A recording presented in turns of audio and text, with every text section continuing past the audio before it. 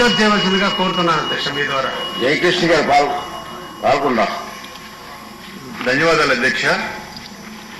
2018లో తోటపల్లి ఎడమకాలువ ఆధునీకరణ పనులకి గౌరవ ముఖ్యమంత్రి గారు నారా చంద్రబాబు నాయుడు గారు శంకుస్థాపన చేశారు అధ్యక్ష. 2018-19 కాలంలో తోటపల్లి మోడర్నైజేషన్ పనులు 17% పనులు జరిగాయి అధ్యక్ష.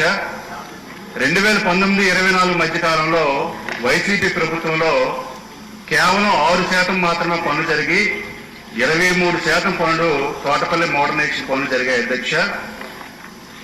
మన కూటమి ప్రభుత్వం ఏర్పడ్డాక 25% లోపు ఉన్నటువంటి పనులన్నీ కూడా రద్దు చేయమని గౌరవ ముఖ్యమంత్రి గారు చెప్పారు అధ్యక్ష.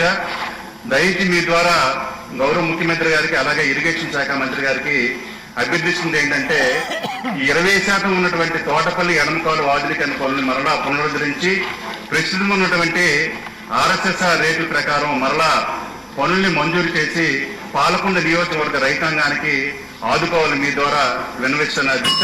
అలాగే అధ్యక్ష, ఇది విజయనగరం జిల్లా సుమారుగా 8,715 ఎకరాలు, అలాగే శ్రీకాకుళం జిల్లాలో 55,250 ఎకరాలకి సాగునీరు అందించే తోటపల్లి ఎడమకాలు ఆధునీకరణ పనులు చాలా మా నియోజకవర్గంతో పాటుగా కురుపం అలాగే బూర్జి మండలాలకు సంబంధించి ఈ కాలువ అనేది చాలా ముఖ్యం అధ్యక్ష.